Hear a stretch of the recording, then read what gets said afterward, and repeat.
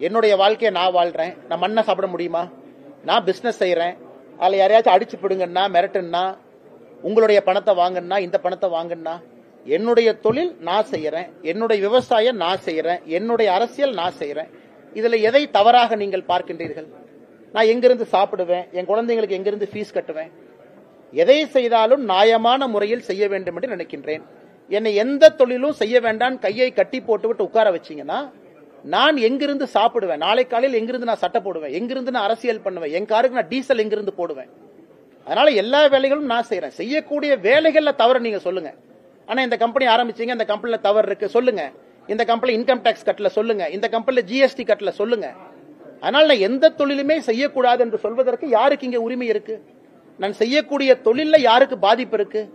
நான் ஏதாச்சும் ஒரு கெமிக்கல் இண்டஸ்ட்ரி வச்சு அதுல ஏதாச்சும் ஒரு மீனை போய் சாவடிச்சுனா, தண்ணியை நான் பால் படுத்தினா, மாசு பண்ணா சொல்லுங்க. எந்த தொழிலை ஆரம்பிப்பதற்கும் எனக்கு உரிமை இருக்கு. இன்னைக்கு நான் கட்சியில மாநில தலைவராக நான் இல்லை. எனக்கு ஓடுவதற்கு நேரம் இருக்கு, மூச்சு விடுறதுக்கு நேரம் இருக்கு, என்னுடைய வேலையை செய்வதற்கு நேரம் இருக்கு, எனக்கு பொருள் ஈட்டுவதற்கு நேரம் இருக்கு, விவசாயம் செய்வதற்கு நேரம் இருக்கு, 4 இடத்துக்கு போறதுக்கு நேரம் இருக்கு, அயன்மேன் போறதுக்கு நேரம் இருக்கு, ஓடுறதுக்கு நேரம் இருக்கு. அதனால இது என்னுடைய நேரம், என்னுடைய வாழ்க்கை, நான் வாழ்றேன். அதே நேரத்தில் மக்கள் முன்பு நிற்கிறேன். அதனால நான் செய்வதில் என்ன தவறுன்னு சொல்லுங்க. இல்லன்னா நீங்க செய்வதில் இதான் தவறுன்னு கை காட்டினா நான் பதில் சொல்றேன். மற்றபடி திமுகவோ வேறு யாரோ ஒருத்தவங்க கை நீட்டி சொன்னால் என்ன தவறு செஞ்சேன்னு சொல்லுங்க. அதனால அப்படித்தான் நான் இருப்பேன். நியாயமான முறையில நான் பொருள் ஈட்டணும். அதை வைத்து நியாயமான அரசியலை நான் செய்யணும். அதை வைத்து என்னுடைய குழந்தைகள், என்னுடைய குடும்பம் நியாயமான முறையில வாழணும்.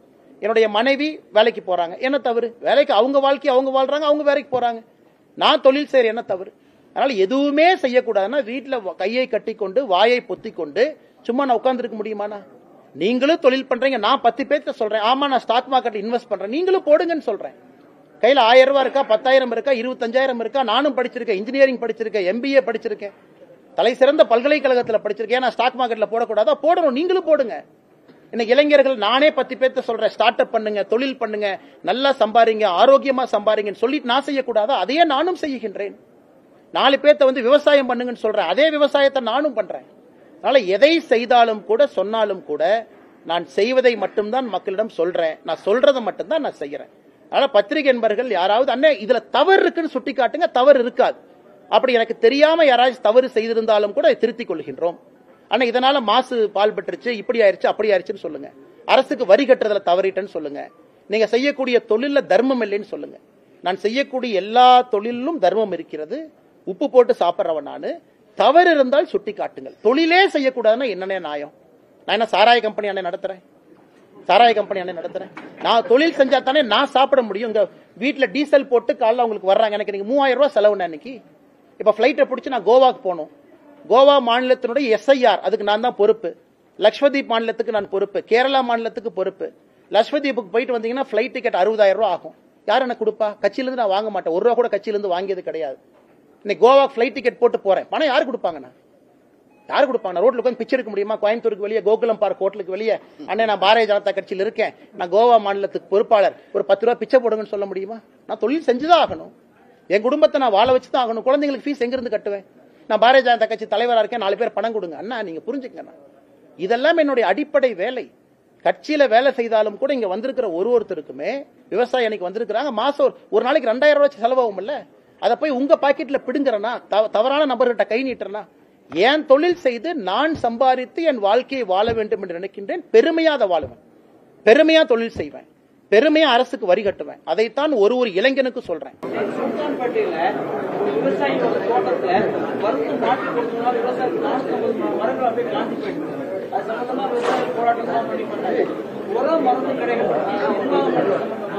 வேளாண் அதிகாரிகளின் திமுக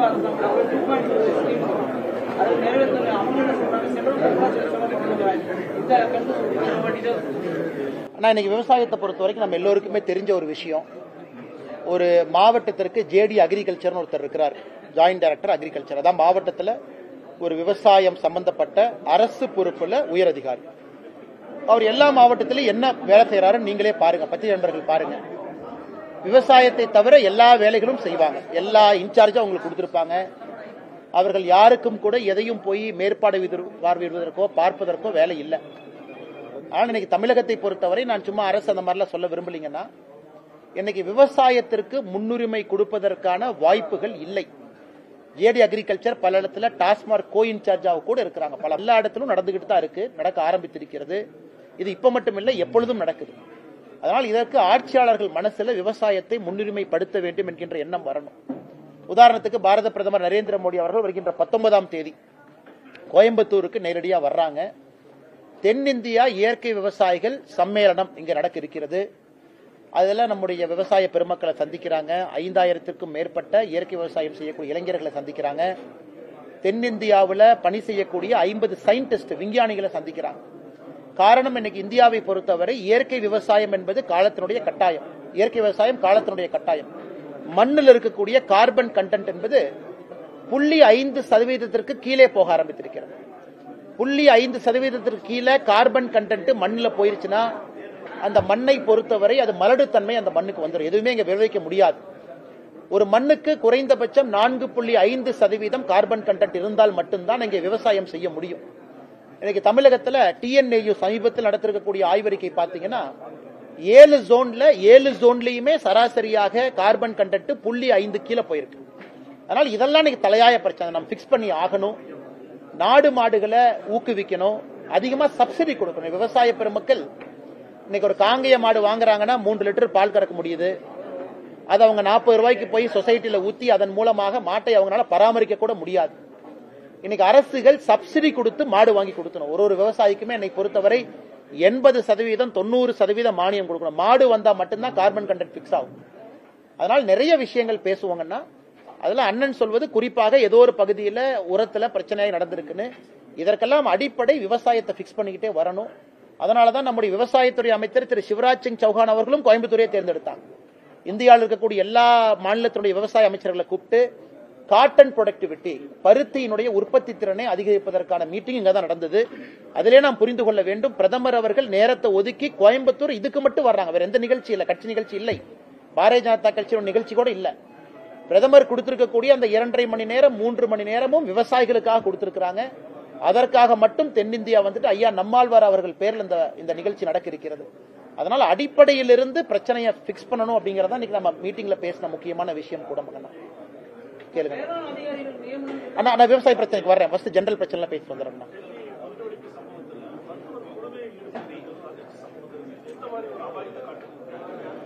ஆனா முதல் முறையாக நம்முடைய இந்தியாவில் அதை பார்க்கின்றோம். படித்தவர்கள் எத்தனையோ மாநிலம், அதாவது குஜராத்தில் இருக்கக்கூடிய டாக்டர்ஸ் ஹைதராபாத்தில் கைது செய்யப்பட்டிருக்கின்றார்கள். காரணம், கோவிலினுடைய பிரசாதத்தில் கேஸ்டர் ஆயில், நம்முடைய கொட்டமுத்து, அந்த எண்ணெயை பயன்படுத்தி கோவிலினுடைய பிரசாதத்தில் ரைசின் அப்படிங்கிற ஒரு கெமிக்கல் காம்போசிஷனை கலந்து அதன் மூலமாக நிறைய பேர்த்தினுடைய உயிரை எடுக்க வேண்டும் என்பதற்காக திட்டம் போட்ட ஒரு டாக்டர் குழு கைது செய்யப்பட்டிருக்கின்றார்கள்.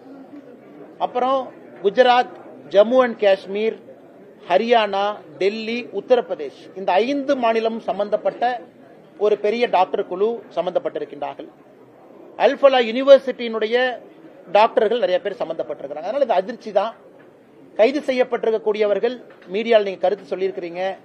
அவங்க சொன்ன ஆரம்ப கருத்து என்னன்னா, டாக்டரை யாருமே சந்தேகப்பட மாட்டாங்க, டாக்டரின் மீது மக்கள் மரியாதை வைப்பாங்க. அதனால இன்னைக்கு மருத்துவர்கள், அதனாலதான் அந்த கவர்ல வந்தோம். எங்களை பொறுத்தவரை 26/11 நவம்பர் 26 மும்பை நடந்தது போன்று டெல்லியில் நடத்த வேண்டும் என்பது எங்களுடைய ஆசை. அதற்காகத்தான் அதெல்லாம் செஞ்சோம்னு. இது ரொம்ப அபாயகரமானது, ஆபத்தானது. அதனால அரசியல் கட்சிகளை தாண்டி எல்லோரும் ஒட்டுமொத்தமாக இணைந்து இதை கண்டிக்கணும். நம்முடைய நாட்டில் ஹோம் கிரவுண்ட் டெரரிஸ்ட் நமக்கு வேண்டாம். நாட்டுக்குள்ள உற்பத்தி ஆகக்கூடிய தீவிரவாதி வேண்டாம். அதே கூட தீவிரவாதத்தை பொறுத்தவரை தொடர்ந்து என்னுடைய கருத்து, மதத்தை தாண்டியது. எந்த ஒரு மதத்துக்கும் தீவிரவாதம் நம்ம சொல்லக்கூடாது. ஆனாலும் சில மதத்துல சில நபர்கள் ஒரு மதத்தை தவறா பயன்படுத்தி தவறான நெரேட்டிவை பிக்ஸ் பண்ணி இதை பண்றாங்க. இன்னைக்கும் ஆரம்ப கட்ட டிவியில நீங்க சொல்லி இருப்பது டர்க்கி தான் அதற்கு பேஸா இருந்திருக்கு. அங்கிருந்துதான் மூளைச்சலவை நடைபெற்று இருக்குன்னு. அதனால் இது ரொம்ப அதிர்ச்சியாக இருக்கிறது. அதே நேரத்தில் நம்முடைய காவல்துறை நண்பர்கள், ADS team, Delhi special police எல்லாம் மிக துரிதமாக இந்த வேலையை செய்து கொண்டிருக்கின்றார்கள். ஆனாலும் 13 நபர்கள் டெல்லி செங்கோட்டைக்கு பக்கத்தில் அப்பாவிகள் இறந்திருப்பது மிக ஒரு மோசமான ஒரு தீவிரவாத தாக்குதல். அதற்கு நேற்று நம்முடைய கேபினெட் அவர்கள் எல்லோரும் இணைந்து கேபினெட்டில் அஞ்சலி செலுத்தி இருக்கிறாங்க. நாமும் அஞ்சலி செலுத்தி இருக்கின்றோம்.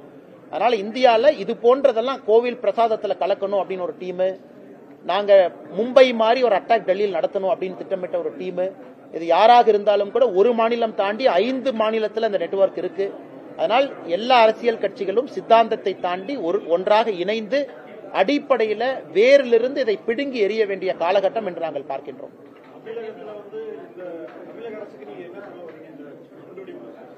தமிழகத்தை பொறுத்தவரை நம்முடைய டீம் ஏடிஎஸ் டீமாக இருக்கட்டும், நம்முடைய சிறப்பு டீம் எப்பவுமே ரொம்ப பக்காவா தான் இருக்கிறாங்கன்னா, ஆனாலும் இன்னைக்கு காலத்தினுடைய சக்கரம் ஐஎஸ்ஐஎஸ் மாடியூல்ஸ் வந்து தமிழ்நாட்டுக்குள்ள சமீபத்தில் சேலம் பக்கத்துல நாம் ஏற்கனவே பேசியிருந்தோம், ஒரு ஆண்டுக்கு முன்பு கோயம்புத்தூர்ல போன ஆண்டு, அது போன்ற விஷமிகள் உள்ள வந்துகிட்டு தான் இருக்கிறாங்க. அதனால் என்னுடைய வேண்டுகோள் வந்து முதலமைச்சர் அதுக்கு தனி கவனம் கொடுக்கணும், சிறப்பான அதிகாரிகளை பணி செய்ய வைக்கணும், முதலமைச்சர் கண்காணிக்கணும் அடிப்படையில். அவர் தான் இன்னைக்கு வந்து அமைச்சராகவும் அவங்க தான் இருக்கிறாங்க, நமக்கு தனியா ஹோம் மினிஸ்டர் கிடையாது, முதலமைச்சர் தான் அமைச்சரும் கூட. ஆனால் மற்ற எந்த மாநிலத்திலும் விட தமிழகத்தில் ஆபத்து அதிகம். காரணம் எக்கனாமிக் பொட்டன்ஷியல். மற்ற மாநிலத்தை விட நம்ம பொருளாதாரத்தில் ரொம்ப முன்னாடி இருக்கும். ஒரு சென்னையோ கோயம்புத்தூரோ வேறு பகுதியோ தீவிரவாதிகளுக்கு எப்பொழுதுமே ஒரு அட்ராக்டிவ் டார்கெட். அதனால் நாம் எப்பொழுதும் கண்ணும் கருத்துமா இருக்கணும். அரசியல் கட்சிகள் சித்தாந்தத்தை எல்லாம் தாண்டி இதுல எல்லோரும் ஒருங்கிணைந்து இருக்கணும். முதலமைச்சர் அவர்கள் தனி கவனம் செலுத்தணும். சிறப்பான அதிகாரிகள் இதுல எப்பொழுதுமே கண்காணிப்பு இருக்கணும். ஏன்னா அப்பொழுதுதான் பாதுகாப்பாக நீங்களும் நானும் இருக்க முடியும். காரணம், டெல்லி இந்த மாதிரி பிரதேசங்கள்லாம் காஷ்மீர் பாகிஸ்தானுக்கு அருகாமையில் இருக்கு. இன்னைக்கு நடந்திருக்கக்கூடிய அந்த தீவிரவாத தாக்குதல் கூட சூசைடு கார் பிளாஸ்ட் டெல்லியில புல்வாமாவிலிருந்து நேரடியாக லிங்க் இருக்கு அவங்களுக்கு. நாம இன்னைக்கு வந்து பார்டர்ல இருந்து ரொம்ப தூரம் இருக்கோம். நம்ம பக்கத்துல இன்டர்நேஷனல் பார்டர் ஸ்ரீலங்காவை தவிர யாரும் இல்ல. நமக்கு டெல்லிக்கு இருக்கக்கூடிய அச்சுறுத்தல் சென்னைக்கு இல்லை என்று சொன்னாலும் கூட நாம் இன்னும் தீவிரமாக, இன்னும் உன்னிப்பாக, இன்னும் கவனத்தில் இருக்க வேண்டிய அவசியம் தமிழகத்திற்கு இருக்கு மற்ற மாநிலத்தை விட. ஆனா டெல்லியை பொறுத்தவரை நான் எப்படி பாக்குறேன்னாங்கன்னா, அந்த குண்டு வெடிப்பு நடந்த நாளுக்கு 3 நாட்களுக்கு முன்பே எல்லாத்தையும் பிடிக்க ஆரம்பிக்கிறாங்க. ஒரு இன்டெலிஜென்ஸ் வச்சு டாக்டரை கைது பண்றாங்க, அமோனியம் நைட்ரேட்டை கையில பிடிக்கிறாங்க, AK-47 ரெக்கவர் பண்றாங்க. அப்ப இந்த சம்பந்தப்பட்ட நபர் வந்து டெல்லியை பொறுத்தவரை அது பேனிக் அட்டாக்காக அவர்கள் குறித்த நாளை விட முன்பாக வந்து அந்த அட்டாக் நடத்தி இருக்கிறாங்க. ஆனா குறித்த நாளை பொறுத்தவரை அவங்க பல இடத்துல நடத்தின 3 கார். நேத்து பாத்தீங்கன்னா அவங்களுடைய ஒரிஜினல் பிளான் வந்து டெல்லியில 3 இடத்துல காரை வைக்கணும். ஒரு I-20, ஒரு 3 கார், ஃபோர்டு, இன்னொன்னு பிரெஸ்ஸா, 3 காரை 3 இடத்துல வச்சு வெடிக்கணும். அப்புறம் ஒரு 4 நபர்கள் AK-47 வச்சு பல பேருக்கு சுடணும் அப்படிங்கறது அவங்க பிளான். சோ குண்டு I-20 கார்ல வெடிக்க வச்சுட்டாங்க. பேனிக் ஆகி அதை முன்பே எக்ஸிக்யூட் பண்ணிட்டாங்க. அந்த கார் மாட்டிருன்னு. நேற்று ஃபோர்டு காரை பிடிச்சிட்டாங்க, அந்த 2வது காரை பிடிச்சிட்டாங்க. நீங்க 3வது காரை தொலாகிட்டு இருப்பதாக டிவியில நீங்க சொல்லியிருக்கிறீங்க. அதே நேரத்தில் அந்த AK-47 பிஸ்டல் அதையும் ரெக்கவர் பண்ணிட்டாங்க. நாம் எப்பொழுதுமே சொல்லணும், இதில் நான் அரசியல் பேச விரும்பல, எப்பொழுதுமே நாம் சொல்லுவோம் 100 முறை திட்டமிட்டா போலீஸ்காரங்க 100 முறையும் ஜெயிக்கணும். ஆனா தீவிரவாதி ஒரு முறை ஜெயிச்சா போதும். அதனால இன்னைக்கு காவல்துறை அவர்கள் 100 முறை நடக்கக்கூடிய விஷயத்தையும் 100ஐயும் அவங்க பிடிக்கணும். ஒன்றுல லைட்டா மிஸ் ஆனா கூட, கடைசி நேரத்தில் மிஸ் ஆனா கூட டெல்லி மாதிரி ஆயிரும். அதனால நாம் காவல்துறையும் இந்த நேரத்தில் உயிரை பணம் கொடுத்து பணயம் வைத்து முன்னாடி இருக்கிறாங்க. டெல்லியை பொறுத்தவரை இவங்க பிடிக்க ஆரம்பிக்க உடனே பேனிக் ஆகி அந்த கார் பாம் எக்ஸிகியூஷன் பண்றாங்க. அதனால் இதை வந்து எல்லா அரசியல் கட்சிகளுமே இதை வந்து அரசியல் ஆக்கல. அது வந்து எனக்கு ஒரு நல்ல ஒரு விஷயங்கன்னா, எல்லோருமே இதை வந்து ஒரு லாங்கர் ஆங்கிள் புரிஞ்சுக்கிட்டாங்க, எல்லா அரசியல் கட்சிகளுமே, காங்கிரஸ் உட்பட. அதனால் இன்னும் நம்முடைய பாதுகாப்பு படைக்கு நாம் இன்னும் அதிகாரம் கொடுக்கணும். அவங்க இன்னும் ரூட்ஸுக்கு போகணும், வேருக்கு போகணும். யாராக இருந்தாலும் கிள்ளி கொண்டு வர வேண்டும் என்பது என்னுடைய வேண்டுகோள். அண்ணா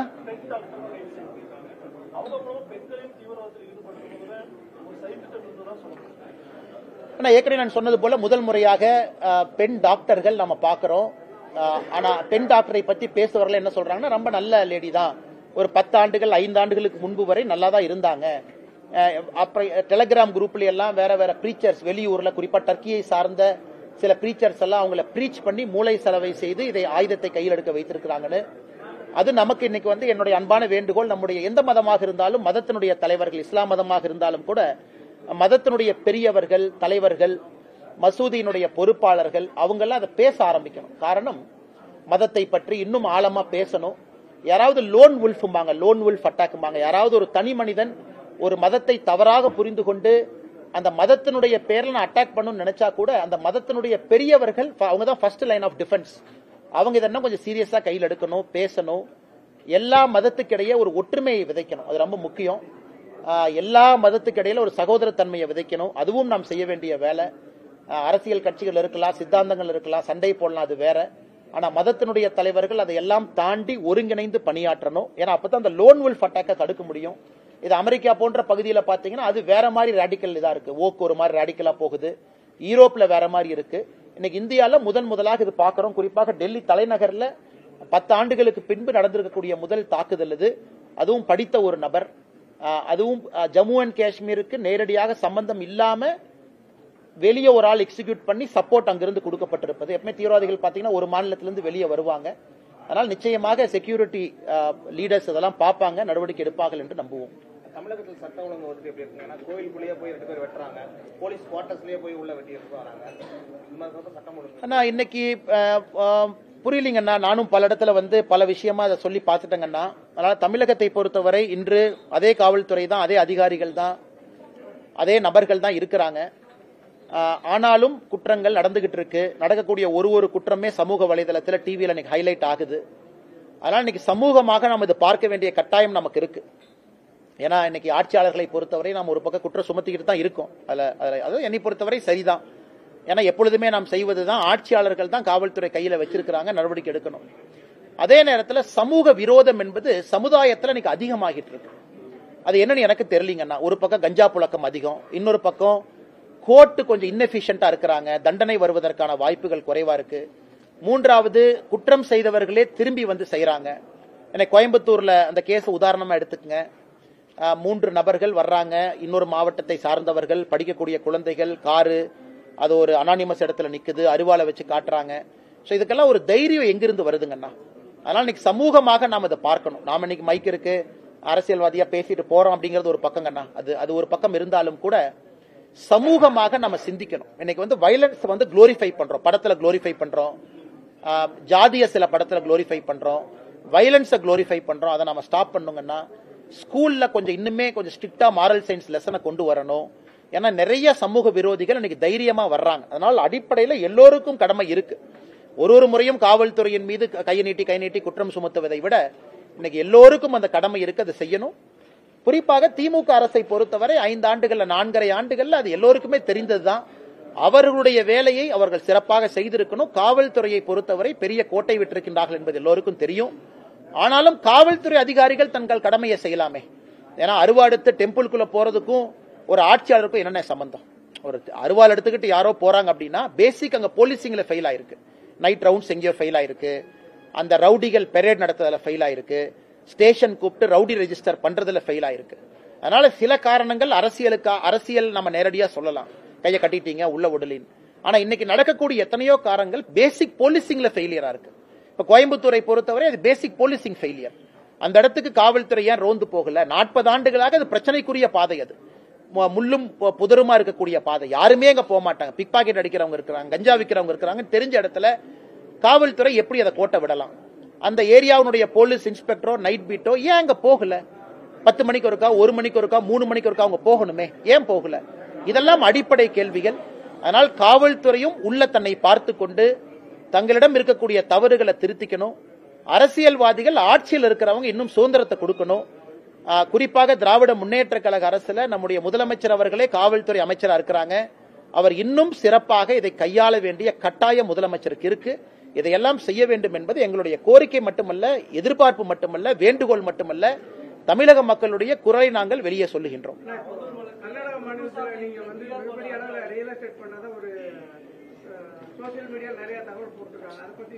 அதுல என்ன தவறுங்கண்ணா? என்னுடைய வாழ்க்கையை நான் வாழ்றேன், நான் மண்ணை சாப்பிட முடியுமா? நான் பிசினஸ் செய்யறேன், அதுல யாரையாச்சும் அடிச்சு பிடுங்கன்னா, மிரட்டுன்னா, உங்களுடைய பணத்தை வாங்கினா, இந்த பணத்தை வாங்கினா, என்னுடைய தொழில் நான் செய்யறேன், என்னுடைய விவசாயம் நான் செய்யறேன், என்னுடைய அரசியல் நான் செய்யறேன். இதுல எதை தவறாக நீங்கள் பார்க்கின்றீர்கள்? நான் எங்கிருந்து சாப்பிடுவேன், என் குழந்தைங்களுக்கு எங்கிருந்து ஃபீஸ் கட்டுவேன்? எதை செய்தாலும் நியாயமான முறையில் செய்ய வேண்டும் என்று நினைக்கின்றேன். என்னை எந்த தொழிலும் செய்ய வேண்டாம் கையை கட்டி போட்டுவிட்டு உட்கார வச்சீங்கன்னா நான் எங்கிருந்து சாப்பிடுவேன்? நாளை காலையில் எங்கிருந்து நான் சட்டை போடுவேன்? எங்கிருந்து நான் அரசியல் பண்ணுவேன்? என் காருக்கு நான் டீசல் எங்கிருந்து போடுவேன்? அதனால எல்லா வேலைகளும் நான் செய்யறேன். செய்யக்கூடிய வேலைகள்ல தவறு நீங்க சொல்லுங்க. ஆனா இந்த கம்பெனி ஆரம்பிச்சீங்க, இந்த கம்பெனில தவறு இருக்கு சொல்லுங்க. இந்த கம்பெனி இன்கம் டாக்ஸ் கட்டல சொல்லுங்க. இந்த கம்பெனில ஜிஎஸ்டி கட்டல சொல்லுங்க. அதனால நான் எந்த தொழிலுமே செய்யக்கூடாது என்று சொல்வதற்கு யாருக்கு இங்க உரிமை இருக்கு? நான் செய்யக்கூடிய தொழில யாருக்கு பாதிப்பு இருக்கு? நான் ஏதாச்சும் ஒரு கெமிக்கல் இண்டஸ்ட்ரி வச்சு அதுல ஏதாச்சும் ஒரு மீனை போய் சாவடிச்சுனா, தண்ணியை நான் பால் படுத்தினா, மாசு பண்ணா சொல்லுங்க. எந்த தொழிலை ஆரம்பிப்பதற்கும் எனக்கு உரிமை இருக்கு. இன்னைக்கு நான் கட்சியில மாநில தலைவராக நான் இல்லை. எனக்கு ஓடுவதற்கு நேரம் இருக்கு, மூச்சு விடுறதுக்கு நேரம் இருக்கு, என்னுடைய வேலையை செய்வதற்கு நேரம் இருக்கு, எனக்கு பொருள் ஈட்டுவதற்கு நேரம் இருக்கு, விவசாயம் செய்வதற்கு நேரம் இருக்கு, 4 இடத்துக்கு போறதுக்கு நேரம் இருக்கு, அயன்மேன் போறதுக்கு நேரம் இருக்கு, ஓடுறதுக்கு நேரம் இருக்கு. அதனால இது என்னுடைய நேரம், என்னுடைய வாழ்க்கை, நான் வாழ்றேன். அதே நேரத்தில் மக்கள் முன்பு நிற்கிறேன். அதனால நான் செய்வதில் என்ன தவறுன்னு சொல்லுங்க. இல்லன்னா நீங்க செய்வதில் இதான் தவறுன்னு கை காட்டினா நான் பதில் சொல்றேன். மற்றபடி திமுகவோ வேறு யாரோ ஒருத்தவங்க கை நீட்டி சொன்னால் என்ன தவறு செஞ்சேன்னு சொல்லுங்க. அதனால அப்படித்தான் நான் இருப்பேன். நியாயமான முறையில் நான் பொருள் ஈட்டணும், அதை வைத்து நியாயமான அரசியலை நான் செய்யணும், அதை வைத்து என்னுடைய குழந்தைகள் என்னுடைய குடும்பம் நியாயமான முறையில் வாழணும். என்னுடைய மனைவி வேலைக்கு போறாங்க, என்ன தவறு? வேலைக்கு அவங்க வாழ்க்கை அவங்க வாழ்றாங்க, அவங்க வேலைக்கு போறாங்க. நான் தொழில் செய்யற, என்ன தவறு? அதனால எதுவுமே செய்யக்கூடாதுன்னா வீட்டுல கையை கட்டி கொண்டு வாயை பொத்தி கொண்டு சும்மா நான் உட்கார்ந்து இருக்க முடியுமாண்ணா? நீங்களும் தொழில் பண்றீங்க, நான் 10 பேர்த்த சொல்றேன், ஆமா நான் ஸ்டாக் மார்க்கெட்ல இன்வெஸ்ட் பண்றேன், நீங்களும் போடுங்கன்னு சொல்றேன். கையில 1000 ரூபாய் இருக்கா, 10,000 இருக்கா, 25,000 இருக்கா? நானும் படிச்சிருக்கேன், இன்ஜினியரிங் படிச்சிருக்கேன், MBA படிச்சிருக்கேன், தலை சிறந்த பல்கலைக்கழகத்தில் படிச்சிருக்கேன். நான் ஸ்டாக் மார்க்கெட்ல போடக்கூடாதா? போடணும், நீங்களும் போடுங்க. இன்னைக்கு இளைஞர்கள் நானே 10 பேர்த்த சொல்றேன், ஸ்டார்ட் அப் பண்ணுங்க, தொழில் பண்ணுங்க, நல்லா சம்பாதிங்க, ஆரோக்கியமா சம்பாதிங்கன்னு சொல்லிட்டு நான் செய்யக்கூடாதா? அதையே நானும் செய்கின்றேன். 4 பேர்த்த வந்து விவசாயம் பண்ணுங்கன்னு சொல்றேன், அதே விவசாயத்தை நானும் பண்றேன். அதனால எதை செய்தாலும் கூட சொன்னாலும் கூட நான் செய்வதை மட்டும்தான் மக்களிடம் சொல்றேன், நான் சொல்றதை மட்டும்தான் நான் செய்யறேன். அதனால பத்திரிகை என்பர்கள் யாராவது அண்ணே இதுல தவறு இருக்குன்னு சுட்டி காட்டுங்க, தவறு இருக்காது. அப்படி எனக்கு தெரியாம யாராச்சும் தவறு செய்திருந்தாலும் கூட திருத்திக் கொள்கின்றோம். ஆனா இதனால மாசு பால் பெற்றுச்சு, இப்படி ஆயிருச்சு, அப்படி ஆயிருச்சுன்னு சொல்லுங்க. அரசுக்கு வரி கட்டுறதுல தவறிட்டேன்னு சொல்லுங்க. நீங்க செய்யக்கூடிய தொழில தர்மம் இல்லைன்னு சொல்லுங்க. நான் செய்யக்கூடிய எல்லா தொழிலும் தர்மம் இருக்கிறது. உப்பு போட்டு சாப்பிட்றவன் நானு. தவறு இருந்தால் சுட்டி காட்டுங்கள். தொழிலே செய்யக்கூடாதுன்னா என்னன்னே நியாயம்? நான் என்ன சாராய கம்பெனி அண்ணே நடத்துறேன்? சாராய கம்பெனி அண்ணே நடத்துறேன்? நான் தொழில் செஞ்சா தானே நான் சாப்பிட முடியும். இங்க வீட்டுல டீசல் போட்டு காலைல அவங்களுக்கு வர்றாங்க, எனக்கு நீங்க 3000 ரூபாய் செலவு. அன்னைக்கு இப்ப பிளைட்டை பிடிச்சி நான் கோவாக்கு போகணும். கோவா மாநிலத்தினுடைய SIR அதுக்கு நான் தான் பொறுப்பு. லட்சதீப் மாநிலத்துக்கு நான் பொறுப்பு, கேரளா மாநிலத்துக்கு பொறுப்பு. லட்சதீப்புக்கு போயிட்டு வந்தீங்கன்னா பிளைட் டிக்கெட் 60,000 ரூபாய் ஆகும். யார் எனக்கு கொடுப்பா? கட்சியிலிருந்து நான் வாங்க மாட்டேன், 1 ரூபா கூட கட்சியிலிருந்து வாங்கியது கிடையாது. இன்னைக்கு கோவா பிளைட் டிக்கெட் போட்டு போறேன், பணம் யாரு கொடுப்பாங்கண்ணா? யாரு கொடுப்பாங்க? ரோட்ல உட்காந்து பிச்சை எடுக்க முடியுமா? கோயம்புத்தூருக்கு வெளியே கோகுலம் பார்க் ஹோட்டலுக்கு வெளியே அண்ணே நான் பாரதிய ஜனதா கட்சியில் இருக்கேன், நான் கோவா மாநிலத்துக்கு பொறுப்பாளர், ஒரு 10 ரூபாய் பிச்சை போடுங்கன்னு சொல்ல முடியுமா? நான் தொழில் செஞ்சுதான் ஆகணும், என் குடும்பத்தை நான் வாழ வச்சுதான் ஆகணும். குழந்தைங்களுக்கு ஃபீஸ் எங்க இருந்து கட்டுவேன்? நான் பாரதிய ஜனதா கட்சி தலைவராக இருக்கேன், 4 பேர் பணம் கொடுங்க அண்ணா, நீங்க புரிஞ்சுக்கண்ணா. இதெல்லாம் என்னுடைய அடிப்படை வேலை. கட்சியில வேலை செய்தாலும் கூட இங்க வந்திருக்கிற ஒருத்தருக்குமே விவசாயி அன்னைக்கு வந்திருக்கிறாங்க, மாசம் ஒரு நாளைக்கு 2000 ரூபாய் செலவாகும் இல்ல? அதை போய் உங்க பாக்கெட்ல பிடுங்குறனா? தவறான நபர்கிட்ட கை நீட்டுறனா? ஏன் தொழில் செய்து நான் சம்பாதித்து என் வாழ்க்கையை வாழ வேண்டும் என்று நினைக்கின்றேன். பெருமையா அதை வாழுவேன், பெருமையா தொழில் செய்வேன், பெருமையா அரசுக்கு வரி கட்டுவேன். அதைத்தான் ஒரு இளைஞனுக்கு சொல்றேன். இன்னைக்கு மகாத்மா காந்தி சொல்லி இருக்கிறாங்க, இன்னைக்கு உள்ள நான் பேசினேன், ஒர்க் வித் பிரின்சிபல். ஒரு மரியாதையோடு வேலை செய்யுங்க, அதுல பணம் சம்பாதிங்க, அதுல வாழுங்க. நான் சொல்வதை மட்டும்தான் செய்கின்றேன். நான் ஏற்கனவே சொல்லியிருக்கேன், இன்னும் பல தொழில்கள் ஆரம்பிக்கத்தான் போறேன். ஏன்னா எனக்கு இன்னைக்கு நேரம் இருக்கு, என்னால் பல விஷயத்தை செய்ய முடியும். அயன்மேனுக்கு பயிற்சி எடுத்து அயன்மேன் முடிக்கிறதுக்கும் எனக்கு தைரியம் இருக்கு, மன வலிமை இருக்கு, அதுவும் செய்வேன். பல தொழில்கள் நடத்துவதற்கு நேரம் இருக்கு, பல தொழில்களுக்கு நேரம் கொடுக்க முடியும், அதுவும் செய்வேன். அரசியலும் செய்வேன், வீத லீடர்ஸ் ஃபவுண்டேஷனும் நடத்துவேன், இயற்கை விவசாயம் பார்ப்பேன். 24 மணி நேரத்தை கை கடிகாரத்தை கட்டிக்கொண்டு ஓடி வேலை செய்கின்றேன். நீங்களும் அதை செய்யுங்கன்னு சொல்றேன். சோம்பேறியா வீட்டுல உட்காராதீங்க, பல இடத்துக்கு போங்க, பொருள் தேடுங்க, பல ஃபாரின் கண்ட்ரிக்கு போங்க, கத்துக்குங்க, டெக்னிக் கத்துக்குங்க, வந்து இந்தியாவில் இம்ப்ளிமெண்ட் பண்ணுங்க. அதனால இதுல எங்க தவறாகும்? ஏன்னா அண்ணன் கேட்ட சின்ன கேள்விதான், இருந்தும் ஏன் பெருசா பதில் சொல்றேன்னா, இதனால ஒரு 4 பேர்த்துக்கு ஊக்கம் அடையட்டும் என்ற காரணத்துக்காக சொல்லுகின்றேன். அதனால் நன்றாக வாழுங்கள், நிம்மதியாக வாழுங்கள், உங்களுடைய சொந்த காசுல வாழுங்க. தவறு செய்யும் போது சுட்டி காட்டுங்க. யாரு வேணாலும் என்ன வேணாலும் சொல்லலாம். இன்னைக்கு வந்து ட்ரெயின்ல டிக்கெட் கொடுக்காம வந்தவங்க எல்லாம் இன்னைக்கு 7 தலைமுறைக்கு சொத்து சேர்த்து வச்சிருக்காங்க. அந்த மாதிரி நான் சேர்த்திருக்கேன், அந்த மாதிரி சேர்த்திருக்கேன். முதலமைச்சர் என்ன தொழில் பண்றாரு? இன்னைக்கு முதலமைச்சர் மு க ஸ்டாலின் எந்த தொழில் பண்றாரு? கையில கடிகாரம் கட்டுறாரு, சாப்பாடு வருது, எங்கிருந்து வருது அவருக்கு? TR பாலு அவர்கள் மீது டிஃபமேஷன் கேஸ் போட்டிருக்கேன். TR பாலு அவர்கள் கோர்ட்டுக்கு வரக்கூடிய கார் யார் பேர்ல ரெஜிஸ்டர் ஆயிருக்குன்னா, கிங்ஸ் கெமிக்கல் பேர்ல ரெஜிஸ்டர் ஆயிருக்கு. அவரே கோர்ட்ல போன கிராஸ் எக்ஸாமினேஷன்ல சொல்றாரு எனக்கும் சாராய ஆலைக்கும் தொடர்பே இல்லைன்னு. ஆனா சைதாப்பேட்டையில 2 முறை டிஆர் பாலு கோர்ட்டுக்கு வந்த அந்த கார் எந்த கம்பெனி பேர்ல ரெஜிஸ்டர் ஆயிருக்குன்னா சாராய ஆலை பேர்ல ரெஜிஸ்டர் ஆயிருக்கு. அதான் இந்த கிராஸ் எக்ஸாமினேஷன்ல கேட்கலான்னு பார்த்தா எஸ்கே போய் ஓடிட்டார், வரல, அடுத்ததுக்கு அவர் வருவார். அதனால என்னை பொறுத்தவரை அந்த மாதிரி நான் பண்றேன்னா, அதனால நண்பர்களுக்கு நான் சொல்லிக் கொள்வது என்னன்னா, உங்க வாழ்க்கையை நான் வாழ்றேன், என்னால யாருக்காச்சும் உபத்திரம் இருக்கா நீங்க கை நீட்டி காட்டுங்க. அண்ணா உங்களால ஒரு பறவைக்கு உபத்திரம், ஒரு மண்புழுவுக்கு உபத்திரம், மண்புழுவுக்கு கூட உபத்திரம் வரக்கூடாது என்பதற்காக இயற்கை விவசாயம் செய்யக்கூடிய மனிதன் நான். அப்ப என்னால யாருக்கு உபத்திரம் வரும்? கை நீட்டி காட்டுங்க. ஏற்கனவே நீங்க வந்து எனக்கு செலவுகள்லாம் வந்து என்னோட நண்பர்கள் தான் பாத்துக்கிறாங்கன்னு சொல்லிருந்தீங்க. இப்ப முதலீடு செய்வதற்கான பணம் எங்க இருந்து? இல்ல, முதலீடு செய்வதற்கான பணம் அடிப்படை தேவையில்லையா? 5 லட்சம் ரூபாய் முதலீடு பண்றீங்க, அந்த பணம் உங்ககிட்ட இல்லையா? இந்த கம்பெனி என்ன 300 கோடி வச்சா முதலீடு பண்றோம்? அது எல்லாமே ஆன்லைன்ல இருக்கு, போய் ரெஜிஸ்டர் பண்ணி பாருங்க, கம்பெனி ஆக்ட்ல போட்டு பாருங்க, ஷேர் கேபிட்டல் எவ்வளவுன்னு பாருங்க. 1 லட்சம் 2 லட்சம் 3 லட்சம் ஷேர் கேபிட்டல் இருக்கும். அந்த கேபிட்டல் நீங்க போட மாட்டீங்களா? அந்த அளவு கூட எனக்கு தகுதி இல்லையா? அந்த அளவு கூட எனக்கு திறமை இல்லையாங்கன்னா ஒரு 5 லட்சம் ரூபாய் ஷேர் கேபிட்டல் என்னால போட முடியாதா? என் மனைவி வேலை செய்யறாங்க, நான் விவசாயம் பண்றேன், நான் 10 ஆண்டு காலம் காவல்துறையில பணி செஞ்சு நான் சேமிப்பு வச்சிருக்கிறேன், என் குடும்பத்தில் இருக்கிறாங்க, இன்னைக்கு எங்க அப்பா அம்மா விவசாயம் பாக்குறாங்க, இன்னைக்கு ஆடு குட்டி விற்கிறோம், என்னுடைய ரிலேட்டிவ்ஸ் இருக்கிறாங்க, எத்தனையோ பேர் பாக்குறாங்க. அதனால என்னால ஒரு 1 லட்ச ரூபா 2 லட்ச ரூபா கூட என்னால இல்லையா? ரோட்ல இருந்து பிச்சை எடுத்துட்டு இருக்கேன். என்னால ஒரு 3 லட்ச ரூபா 4 லட்ச ரூபா ஷேர் கேபிட்டல். நீங்க கம்பெனி பத்தி கேட்கறவங்க கம்பெனியுடைய ஷேர் கேபிட்டல் பாருங்க, கம்பெனில முதலீடு எவ்வளவு போட்டிருக்குன்னு பாருங்க. முதலீடு எவ்வளவு இருக்கும் அந்த கம்பெனில? ஷேர் கேபிட்டல் 1.5 லட்ச ரூபாய் ஷேர் கேபிட்டல். 1.5 லட்ச ரூபாய் ஷேர் கேபிட்டல் போட்டு ஒரு நிறுவனத்தை ஆரம்பிக்க முடியாதா? அல்லது 5 லட்ச ரூபாய் போட்டு ஆரம்பிக்க முடியாதா? அல்லது 10 லட்சம் போட்டு ஆரம்பிக்க முடியாதா? அல்லது லோன் வாங்க முடியாதா? அதனால கேள்விகள் என்ன, இது யாரும் 10,000 கோடி 20,000 கோடி கம்பெனி நடத்தல. அது நடத்தினா நான் சந்தோஷப்படுவேன். இன்னும் 20-30 ஆண்டுகள் கழித்து அந்த அளவுக்கு வளர்ந்தால் நான் சந்தோஷப்படுவேன். அரசுக்கு நாங்க வரி கட்டி இருக்கணும், எங்களால ஒரு 50,000 பேருக்கு வேலை கொடுத்திருக்கணும். சந்தோஷம் தான், அது நடந்தால் நடக்கட்டும், ஆண்டவன் நம்புவோம். அதனால எதுவுமே செய்ய முடியாதுன்னா எப்படிங்கண்ணா? பீகார் எலெக்ஷன் ரிசல்ட் நாளைக்கு வருது, எக்ஸிட் போல்றது வருமா இல்ல தமிழ்நாடுக்கு என்ன மாதிரியான ஒரு? அண்ணா எனக்கு தெரியலீங்கண்ணா. இன்னைக்கு வந்து பீகாரை பொறுத்தவரை நான் ஏற்கனவே சொல்லியிருப்பது, பிரசாந்த் கிஷோர் அது வந்து ஒரு ஒரு ஒரு ஒரு மிக முக்கியமான ஒரு மனிதர். அவர் எடுக்கக்கூடிய வாக்கு என்பது மிக முக்கியமான ஒரு வாக்கு. அவர் ஜெயிக்கிறாரோ இல்லையோ, நிறைய இடத்துல வந்து யார் ஜெயிக்க கூடாது என்பதை பிரசாந்த் கிஷோருடைய கட்சி முடிவு செய்யும். இது தமிழகத்தினுடைய அரசியல் களத்துக்கு பீகார் ஒரு முன்னுதாரணமா நான் பார்க்கிறேன். 2026 தமிழகத்தினுடைய தேர்தலுக்கு வந்து அங்கே பிரசாந்த் கிஷோருடைய நடவடிக்கை எப்படி இருந்திருக்கிறதோ தமிழகத்திலும் சிலருடைய நடவடிக்கை அப்படி இருக்க போகுது. புதிதாக கட்சி ஆரம்பிச்சவங்க அவங்க ஓட் கட்டரா வருவாங்களா, ஜெயிப்பாங்களான்னு எனக்கு தெரியாதுங்கண்ணா. அதனால பீகார் எலெக்ஷன் நான் உன்னிப்பா நான் பார்ப்பதற்கான காரணம், அங்க என்டிஏ ஜெயிச்சிரும், எனக்கு அதுல எந்த மாற்று கருத்தும் இல்லைங்கன்னா. பெரிய லெவல்ல அங்க ஜெயிப்போம், மாற்று கருத்து இல்ல. ஆனா பீகார்ல பிரசாந்த் கிஷோரை நான் உன்னிப்பாக கவனிப்பது, ஒரு புதிய பிளேயருக்கு மக்கள் எந்த அளவுக்கு வாய்ப்பு கொடுக்கறாங்க, 40 வருஷத்துக்கு கீழே இருக்கிறவங்க எப்படி ஓட்டு போட்டிருக்காங்க, 40 வருஷத்துக்கு மேல இருக்கிறவங்க எப்படி ஓட்டு போட்டிருக்காங்கன்னு பாக்குறோம். அதனால பீகார்ல நடந்திருப்பது தமிழகத்தில் நடப்பதற்கான சாத்தியக்கூறுகள் ரொம்ப அதிகம். குறிப்பா அந்த இன்குபென்ட் பிளேயர், அந்த 3வது வரக்கூடிய மனிதர் 20% தாண்டிட்டாருன்னா பிரச்சனை இல்லைங்கண்ணா.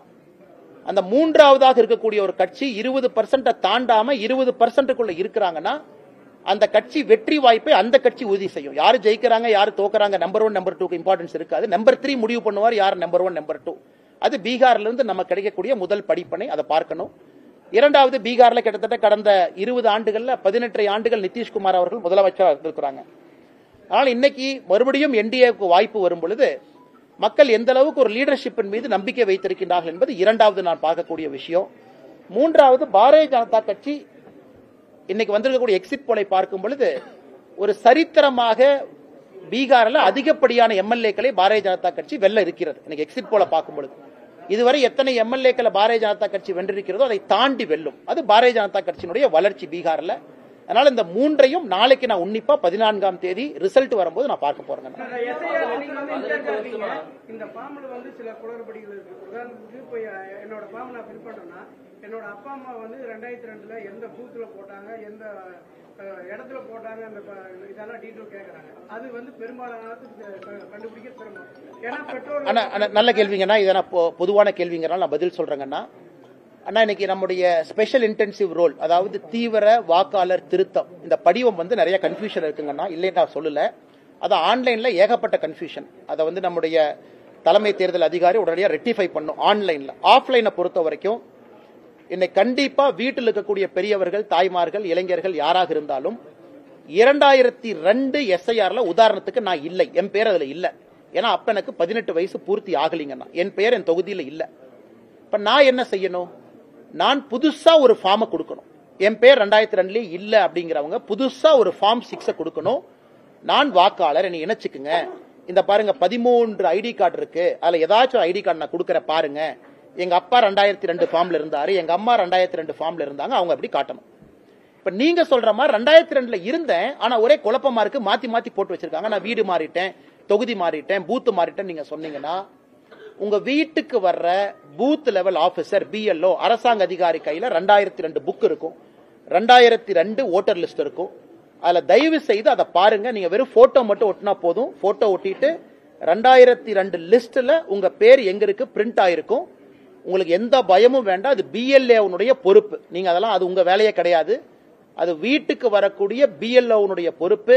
நான் 2002 இருந்திருக்கேன், இடம் மாறி இருக்கலாம், என்னுடைய அட்ரஸ் மாறி இருக்கலாம், பூத் மாறி இருக்கலாம், அது BLO பாத்துக்குவாங்க. நீங்க எதுவும் ஒரி பண்ணிக்காதீங்க.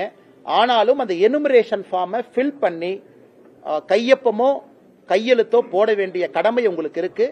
என்னை போன்று இல்லாதவர்கள் 2002 பேர் இல்லாதவங்க அப்படிங்க, நீங்க கொஞ்சம் சிறப்பு வேலையை செய்யணும். ஃபார்மை ஃபில் பண்ணணும். 2002 இருந்தவங்களுடைய கனெக்ஷன் நீங்க எழுதணும். அதுவும் BLO பொறுப்பு. தமிழகத்தில் கிட்டத்தட்ட 5 கோடிக்கு மேல ஃபார்ம் கொடுத்துட்டாங்கன்னு எலெக்ஷன் கமிஷன் சொல்றாங்க, 6.5 கோடி ஓட்டர்ஸ்ல. அதனால் BLO-வை பொறுத்தவரை அந்தந்த வீட்டுக்கு வரக்கூடியவங்க தயவு செய்து அதை பார்க்கணும். அதே நேரத்தில் கட்சியின் சார்பாக, பாரதிய ஜனதா கட்சி சார்பாக ஒருத்தர் போவாரு, பூத் லெவல் ஏஜென்ட் 2 BLA 2 நாம அவங்களுக்கு பேர் வச்சிருக்கோம், எலெக்ஷன் கமிஷன் வச்சிருக்காங்க. அவர்களும் உங்களுக்கு உதவி பண்ணுவாங்க. ஒரு அரசியல் கட்சி, திமுக, அதிமுக, BJP, காங்கிரஸ் யாராக இருந்தாலும் உங்க வீட்டுக்கு ஒரு BLA 2 வருவாங்க. அவர்களையும் நீங்க கூப்பிட்டு பயன்படுத்திக்கங்க. BLO ஃபார்மை மட்டும் வாங்கி அரசியல் கட்சிகள் உங்களை வச்சு ஃபில் பண்ணி அரசியல் கட்சியும் போய் BLO ஆபீஸ்ல கொடுக்கலாம். BLO தான் வந்து வாங்க வேண்டிய அவசியம் இல்லை. அதனால் யாரும் பயப்பட தேவையில்லை. எல்லோருக்கும் இதுல உத்தரவாதம் இருக்கு. நிறைய குளறுபடிகள் இருக்கு, இல்லை என்று சொல்லல.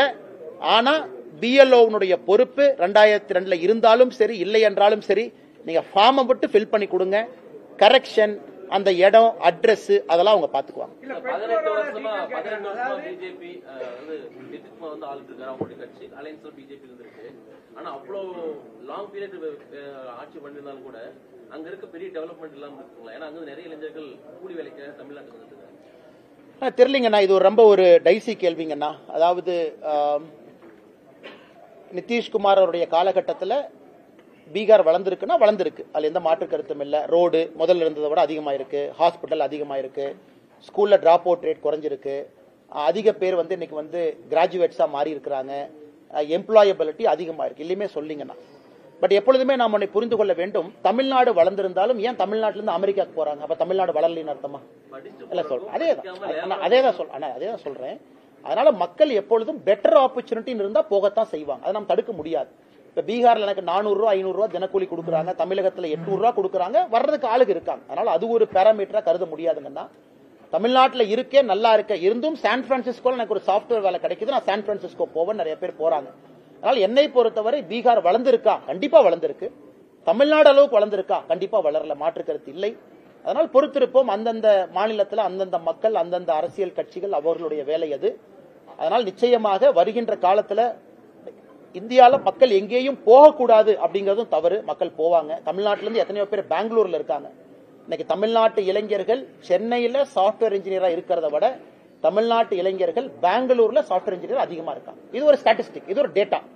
கோயம்புத்தூர்ல மட்டுமே 1 லட்சத்துக்கு மேற்பட்டவங்க இன்னைக்கு பெங்களூர்ல இருக்காங்க. இது ஒரு டேட்டா, அதிகாரப்பூர்வமான டேட்டா.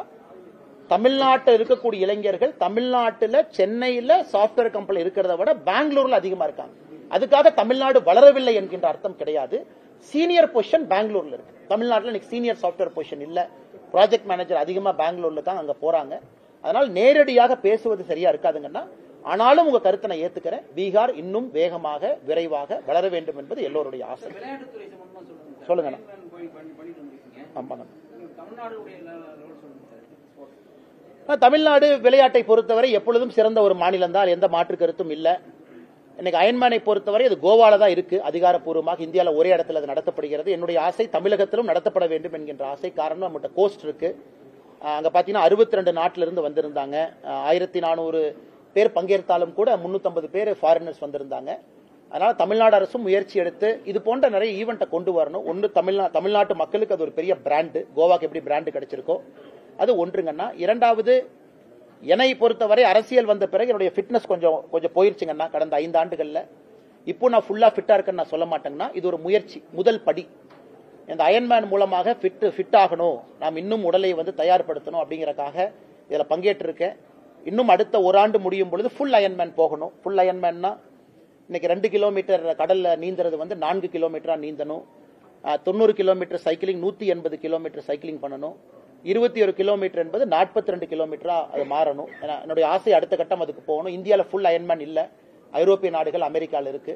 சோ எனக்கு ஒரு இலக்கு. அதே போல தனிப்பட்ட முறையில் நேற்று ஒருத்தர் சொன்னார், உங்களை பார்த்தேன் நானும் ஓட ஆரம்பிச்சிட்டேன்னா, இன்னைக்கு 200 மீட்டர் தான் ஓடினார். சந்தோஷம். இன்னைக்கு 200 மீட்டர் ஓடுங்க, நாளைக்கு 300 ஓடுங்க. நான் என்னுடைய ஃபிட்னஸை திரும்ப கொண்டு வரணும் அப்படிங்கறக்கான முயற்சியில் ஈடுபட்டிருக்கேன். அது ஒரு பெரிய சாதனை இல்லைன்னா, தமிழ்நாட்டில் எத்தனையோ பேர் இன்னும் சிறப்பா பண்ணியிருக்காங்க. அயன்மேனை பொறுத்தவரை எனக்கு ரொம்ப தெரிந்த ஒரு நண்பர் காவல்துறையில் இருக்காங்க, பேர் நான் சொல்ல விரும்பல. அயன்மேனை 6 மணி நேரத்தில் முடிச்சிருக்காரு. அதெல்லாம் பெரிய விஷயம். அந்த அளவுக்கு உடம்பு அவருக்கு 6 மணி நேரத்தில் முடிக்கிறதுலாம் ரொம்ப பெரிய விஷயங்கன்னா, எத்தனையோ பிளைட்ல தமிழ்நாட்டு நம்முடைய பசங்களை பார்த்த 7 மணி நேரம், 8 மணி நேரம், 7.5 மணி நேரம், அத்தனை பேர் அவங்கள தொடர்ந்து இந்த பயிற்சியில் இருக்கிறாங்க. அதனால் நிறைய மனிதர்கள் இதுல சாதிக்கணும். இது ஒரு விதமான ஒரு இதுதாங்க. இது ஒரு என்டியூரன்ஸ் ஸ்போர்ட், அவ்வளவுதான். இது ஃபாஸ்ட் ஸ்போர்ட் கிடையாது, என்டியூரன்ஸ். 8 மணி நேரம் உங்க பாடி தாங்குதான்னு பாக்குறீங்க, 8 மணி நேரம் உங்க உடம்பு தாங்குதா அப்படிங்கறக்காகத்தான் இது விளையாட்டு. அதனால என்னுடைய அன்பான வேண்டுகோள், நான் ரொம்ப நாள் கழிச்சு இதெல்லாம் செய்யணும்னு நான் ஆரம்பிச்சிருக்கேன். நீங்களும் ஒரு ஃபிட்னஸ்ல ஏதோ ஒரு இடத்துல ஆரம்பிங்க, சின்னதா ஆரம்பிங்க, பெருசா ஆரம்பிங்க, ஃபிட்டா உடம்பு வச்சுக்கங்க. குறிப்பா பத்திரிகை நண்பர்கள் எல்லாத்தோட உங்களுக்கு இது பொருந்தும். ஏன்னா எலக்ட்ரானிக் இதுலயே இருக்கீங்க, அதிகமா உங்களுக்கு தான் உடல் ரொம்ப கெடும். அதிகமா எனர்ஜியோட இருக்கீங்க, வேவ்ஸோட இருக்கீங்க, இன்டென்சிவான இடத்துல இருக்கிறீங்க. அந்த லைட் எல்லாம் ரொம்ப கெடுதல். அதனால பத்திரிகை நண்பர்கள் நீங்களும் உங்களுடைய உடம்புக்கு கொஞ்சம் முக்கியத்துவம் கொடுத்து, பத்திரிகை நண்பர்கள் நீங்களும் நன்றாக இருக்க வேண்டும் என்று நான் வேண்டிக் கொள்கின்றேன். அவ்வளவுதாங்க. அது பெரிய சாதனைகள் இல்லைங்கன்னா, நிறைய பேர் சாதனை பண்ணிருக்காங்க. என்னுடைய ஆரம்ப முயற்சி, நான் ஃபுல் அயன்மேன் முடிக்கும் பொழுது ரொம்ப பெருமைப்படுவாங்கன்னா, அதுக்கு இன்னும் நான் ஒரு ஆண்டு முழுவதும் பயிற்சி எடுக்கணும். என்னுடைய ஆசை அடுத்த ஆண்டு முடியும் பொழுது ஃபுல் அயன்மேன். எனக்கு இந்தியாவில் ஃபுல் அயன்மேன் இல்ல, கோவால பாதி அயன்மேன் தான் இருக்கு, 70.3. அதற்கான பயிற்சியில் ஈடுபட்டிருக்கேன். நன்றி. அதிமுக பாஜக கூட்டணியில புதிய கட்சிகள் 7 மாதமாகி இன்னும் சேரவே கிடையாது. எப்படி சார் நீங்க இவ்வளவு பிரச்சனைகள் கூட வாய்ப்புகள் இருக்குன்னு நினைக்கிறீங்க? ஆனா இன்னும் எலெக்ஷன் சூடே பிடிக்கலையா? நான் இப்பதான் நவம்பர்ல இருக்கோம், இன்னும் டிசம்பர், ஜனவரி, பிப்ரவரி இருக்கு. அதனால பொறுத்துருங்க. இன்னும் மக்கள் இன்னும் தேர்தலுக்கு தயாராகல. இப்பதான் சார் இதெல்லாம் நடந்துகிட்டு இருக்கு. அதனால டிசம்பர், ஜனவரியை பொறுத்தவரை தேர்தல் ஜுரம் ஆரம்பிக்கும். அன்னைக்கு எல்லாமே சரியான கோணத்துல விழும். நான் ஏற்கனவே சொல்லியிருந்தேன், இந்த வேர்ல்டு கப் பாத்தீங்கன்னா இந்தியா எல்லா மேட்சும் ஜெயிச்சோம், நான் ஃபைனல் தோத்தோம். அதனால ஃபைனல்ல யாரு ஜெயிக்கிறாங்கிறது முக்கியம். நான் சொல்றது மென்ஸ் வேர்ல்டு கப்புங்கன்னா. ஆனா உமன்ஸ் வேர்ல்டு கப் பாத்தீங்கன்னா 2 மேட்ச் தோத்தாங்க, வெளியே போற நிலைமையில் இருந்தாங்க, ஒரு மேட்ச் ஜெயிச்சாங்க, ஃபைனல் ஜெயிச்சிட்டாங்க. அதனால் அரசியல் ஆட்டத்தை பொறுத்தவரை ஃபைனல்ல ஜெயிக்கணும், அது ரொம்ப முக்கியம். செமிஃபைனல், குவார்டர் ஃபைனலும் முக்கியம் தான். அதனால ஃபைனலுக்கு நம்முடைய என்டிஏ கூட்டணி தயாராகி கொண்டிருப்பதாக நான் பார்க்கின்றேன். அது நவம்பர், டிசம்பர்ல சரியான இலக்கை நோக்கி புதிய கட்சிகள் எல்லோரும் வருவார்கள் என்று நம்புகின்றேன். காலம் வரும் வரை பொறுத்திருப்போம், காத்திருப்போம். கூட்டணியில இருக்கிறதுக்காக பேச்சுவார்த்தை அதிமுக நடத்திட்டு இருக்கிறதா சொல்றாங்க. எனக்கு தெரியாதுங்கன்னா, நான் அதிமுக கட்சியை சார்ந்தவன் இல்ல. நான் அவங்க என்ன செய்யறாங்கன்னு சொல்ல முடியாது. நான் தாவேகா கட்சியில் இல்ல, அவங்க என்ன பேசுறாங்கன்னு சொல்ல முடியாது. நான் பாரதிய ஜனதா கட்சியில் இருக்கேன். ஆனால் நான் ஏற்கனவே சொன்னது போல நவம்பர், டிசம்பர் வரை பொறுத்திருப்போம், காலம் எல்லாம் கணிந்து வரும். நான் கட்சி தலைவர் இல்லைங்கன்னா, நான் கூட்டணி பொறுப்பாளர் இல்லைங்கன்னா, நான் எம்பாட்டுக்கு எங்கேயோ சுத்திக்கிட்டதோ 2 வேலையை செஞ்சுக்கிட்டு இருக்கேன். அதனால் கூட்டணியை பற்றி நான் பேசுவது சரியா இருக்காதுங்க. ஆனா டிஆர் பாலு அவர்கள் விசாரணைக்கு ஆஜராகவில்லை. கோர்ட்ல அவங்க லாயர் சொன்ன கருத்து உடம்பு சரியில்லை. ஆனா டிஆர் பாலு அவர்களை விமான நிலையத்தில் கொஞ்ச நேரத்துல பார்த்தேன். 2:30 மணிக்கு விமான நிலையத்துக்கு வந்தாரு, சிரிச்சிட்டு போயிட்டு இருந்தாரு. உடம்பு சரியில்லாத மாதிரி எனக்கு தெரியல. அப்புறம் அடுத்த நாள் காலைல பேப்பரை பார்த்தேன், டிஆர் பாலு அவர்கள் கோர்ட் நடக்கும் பொழுது சென்னையில எங்கேயோ போராட்டம் பண்ணிட்டு இருந்தாருன்னு போட்டோ வேற போட்டிருந்தீங்க. எஸ்ஐஆரை எதிர்த்து டிஆர் பாலு போட்டோ போட்டாருன்னு. அதனால அடுத்த முறை நான் ஜட்ஜு முன்னாடி கேட்கலான்னு இருக்கேன், ஐயா உங்களை ஏமாத்திட்டாங்கன்னு, உடம்பு சரியில்லைன்னு. பேப்பரை பாருங்க, போராட்டம் பண்றாரு. அன்னைக்கு பிளைட்டை பாருங்க, நானே 2 மணிக்கு அவர் ஏர்போர்ட்ல பார்த்தேன், டெல்லிக்கு ஏதோ பிளைட் ஏறிட்டு இருந்தாருன்னு. ஆனால் டிஆர் பாலு அவர்களை பொறுத்தவரை இன்னைக்கு குறுக்கு விசாரணை நான் செய்வதற்கு நீதிபதி அனுமதி கொடுத்திருக்கிறாங்க. அதனால் நிச்சயமாக அடுத்த விசாரணை டேட்டுக்கு வருவாருன்னு நான் நம்புறோம். அன்னைக்கு அவரிடம் கேள்விகள் கேட்பதற்கு நான் தயாரா இருக்கேன், கேள்விகள் வச்சிருக்கேன். கேட்ட பிறகு பத்திரிகை நண்பர்களுக்கு நான் ஷேர் பண்றேன் என்ன கேள்விகள் கேட்டோம்னு. அவர் என்ன பதில் சொன்னாருன்னு உங்களுக்கு தெரியத்தான் போகுது. நம்ம ஏரியால பெரிய பிரச்சனைங்கன்னா எல்லா முயற்சிகளும் எடுத்துக்கிட்டு இருக்கோம். ரோடு கீழே கொண்டு போகணும், ஏற்கனவே போட்டிருக்கக்கூடிய இது முன்னாடி தான் போடணும், புதுசா ஒண்ணு போகக்கூடாது. ஏன்னா இன்னைக்கு நம்ம பகுதியில் ரியல் எஸ்டேட் ரொம்ப அதிகமாயிருச்சுங்கன்னா, விலை ரொம்ப அதிகமாயிருச்சு, குறிப்பா கொங்கு பகுதியில். அதனால எந்த விவசாயியுமே அரசு கொடுக்கக்கூடிய விலைக்கு அவங்க தயாரா இல்ல. அதுக்குள்ள பைப்பை போட்டு 25 வருஷம் 30 வருஷம் கான்ட்ராக்ட் போட்டு ரைட் ஆஃப் யூஸ் ஆர்ஓஏ கொடுக்கறதுக்கு எந்த விவசாயம் தயாரா இல்லை. இன்னைக்கு நம்ம பகுதி தொழில் பகுதியாக மாறுது.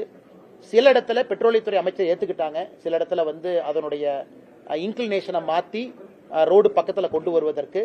ஏன்னா பல இடத்துல பிரச்சனை நடக்கிறதுனால கேஸ் பை கேஸ் தான் நம்ம டீல் பண்ணிட்டு இருக்கோங்கன்னா, எங்களால் என்ன முயற்சி எல்லாம் செய்ய முடியுமோ விவசாய பெருமக்களுக்கு செய்து கொண்டிருக்கின்றோம்.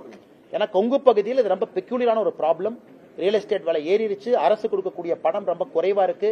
அதனால விவசாயிகள் தயாரா இல்லை, அதையும் நம்ம ஏத்துக்கணும். இன்னைக்கு விவசாயிகளுக்கு இந்த பகுதியில் வருமானமே லேண்ட் விலை ஏறினதுக்கு அப்புறம் தான் அவங்களுக்கு ரொம்ப நாள் கழிச்சு ஒரு வருமானத்தை பாக்குறாங்க. அதையும் நம்ம மதிக்கணும். அதனால பாரதிய ஜனதா கட்சி தொடர்ந்து அவர்களோடு நாங்கள் துணை நிற்போம். சுல்தான்பேட்டை பகுதியில் போராடிய விவசாயிகள் சாலை முறையில் ஈடுபட்டாங்க. எண்ணெய் மரங்கள் பட்டு போச்சு, அதுல போராடிய விவசாயிகள் மேல வழக்கு பதிவு பண்றாங்க. 2 பிரிவுல பணி செய்ய விடாமல் இருக்கிறது, அப்புறம் சாலை முறையில் விவசாயிகள் இந்த மாதிரி எல்லாம் பண்றாங்க. அது மட்டும் இல்லைங்களா, அந்த மருந்து கடை இருக்கு இல்லைங்களா, அந்த கடை மேல நடவடிக்கை எடுக்க மாட்டேங்கிறாங்க. கரெக்ட்.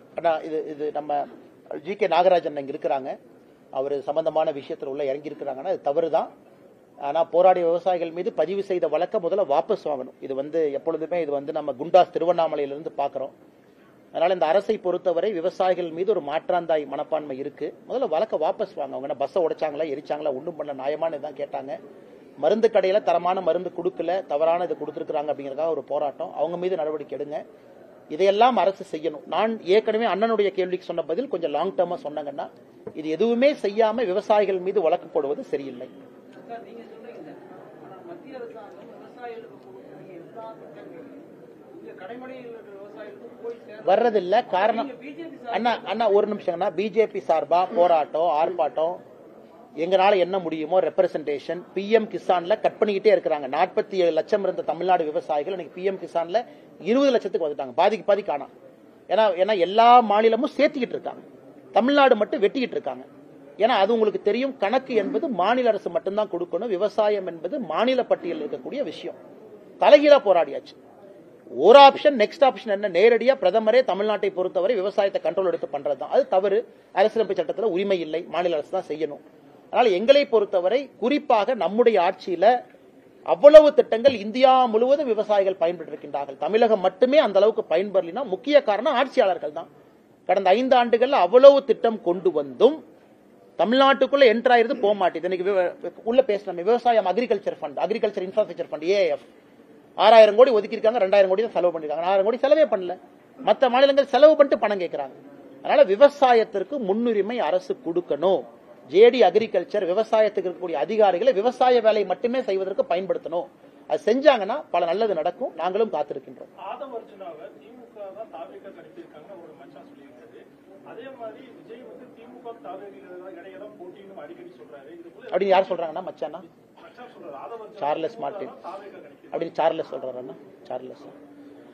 ஆனா அந்த குடும்ப பஞ்சாயத்துக்குள்ள நான் போக விரும்பலீங்கன்னா, ஏன்னா ஒருவர் என்று புதுச்சேரியில் அரசியல் செய்து கொண்டிருக்கின்றார்கள், ஒருவர் இன்னைக்கு தமிழக வெற்றி கழகத்தில் அரசியல் செய்து கொண்டிருக்கின்றார்கள். எனக்கு தெரியல, அவங்க ஈக்குவேஷன் எனக்கு தெரியலீங்கன்னா அதுக்குள்ள நான் போக விரும்பல. அதனால என்னை பொறுத்தவரை நான் எப்பொழுதுமே அரசியலை பொறுத்தவரை ஒரு கன்சிஸ்டன்சி சித்தாந்தத்தை பார்க்கக்கூடிய ஆள். இன்னைக்கு இங்க, நாளைக்கு இங்க, நாளானைக்கு இங்க, அடுத்த நாள் இங்க, அப்படி தொடர்ந்து பேசுறாங்க அப்படின்னா அவங்க பேச்சுல எந்த அளவுக்கு உண்மைத்தன்மை இருக்கும் அப்படிங்கறது ஒரு கேள்விக்குறிதான். அதனால இன்னைக்கு பொறுத்திருந்து பார்ப்போம். யார் நல்லது செய்யறோம் யாரோ சொல்றாங்க, பொறுத்திருந்து பார்ப்போம். நடக்கிறது நடக்கட்டும். பட் குடும்ப பஞ்சாயத்துக்குள்ள நான் போக விரும்பலீங்க. இந்தியா அலைன்ஸ் இருக்கக்கூடிய பிரைமரி பார்ட்டி ஏடிஎம்கே டிசால்வ் ஆயிட்டு இருக்குது. ஒவ்வொரு நாளும் ஒரு பிரச்சனைகள் இருக்கு. அது எப்படி கூட்டணி எப்படி ஸ்ட்ராங்கா ஆனா நான் தான் சொன்னேன், ஃபைனல் ஜெயிக்கிறோன்னே, கப்பு முக்கியம் கோபாலுங்கிற மாதிரி ஃபைனல் ஜெயிக்கணும். அது அண்ணா லீக் மேட்ச்ல ஜெயிச்சுட்டு தான் இருக்கும். அதனால ஏற்கனவே நான் பதில் சொல்லியிருக்கேங்கன்னா கொஞ்சம் பொறுத்திருப்போம். நவம்பர் டிசம்பர் 2 எல்லாம் சரியாகுங்கண்ணா.